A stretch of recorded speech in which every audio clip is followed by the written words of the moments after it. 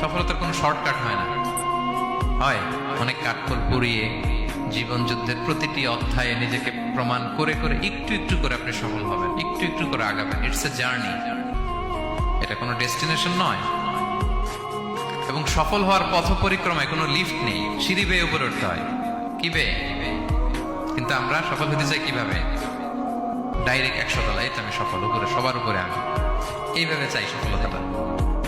সবার উপরে উঠে যাব, গোল্ড মেডেল গলায় পরাই দিবে, আমরা সাকসেসফুল না। সফলতার রাস্তায় কোনো লিফট থাকে না। কি দিয়ে উঠতে হয়?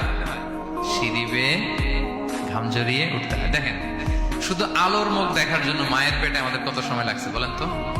জাস্ট একটু লাইট, হ্যাঁ, 9 মাস 10 মাস সময় লাগছে শুধু একটু আলো দেখবো আমরা। একটু আলোর মুখ দেখার জন্য আমার লাগছে 9 মাস। আর এখানে আমরা শর্টকাট খুঁজি, খালি কি খুঁজি? সফলতার কোনো শর্টকাট নেই। অল্প এফোর্টে যারা সফল হতে চায় এরা কোনোদিন সফল হয় না।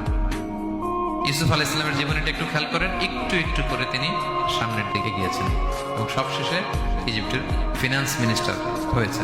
এজন্য ধৈর্য ধারণ করতে হবে, নিজের সর্বোচ্চটুকু উজাড় করে দিয়ে আপনার রোলটা আপনি প্লে করবেন, এরপর আল্লাহ তাআলার উপর ভরসা রাখবেন। কিন্তু অনেক চেষ্টার পরেও যদি কাঙ্ক্ষিত সফলতা না পান, হতাশ হওয়ার কিছু নাই। কারণ বিশ্বাসীর সফলতা শুধু দুনিয়াতে না, বিশ্বাসীদের সফলতা আখিরাত পর্যন্ত বিস্তৃত। ওইটা আসল সফলতা। ফামান যুহজিহা আনিন নারি ওয়া উদখিলাল জান্নাতা ফাকাদ ফাজ। যে জাহান্নাম থেকে মুক্তি পেল, জান্নাতের নিশ্চয়তা পেল, সেই সফল। আমরা যেন সেই সফলতার জন্য অপেক্ষা করি, আমরা যেন দুনিয়া আখিরাত উভয় জাহানে সফল হতে পারি। আল্লাহ তাআলা আমাদের সবাইকে কথাগুলো বোঝার ও আমল করার তৌফিক দান করুন। হাযা মা ইনদি ওয়াল ইলমু ইনদাল্লাহ আলাইহি তাওয়াক্কালতু ওয়া ইলাইহি উনীব। ওয়াসসালামু আলাইকুম ওয়া রাহমাতুল্লাহি তাআলা ওয়া বারাকাতুহু।